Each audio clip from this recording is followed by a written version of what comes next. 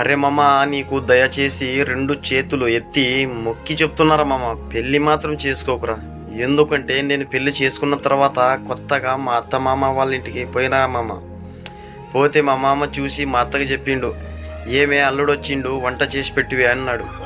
సరేలా అని మా అత్త 10 రకాల వంటలు చేసింది మామ.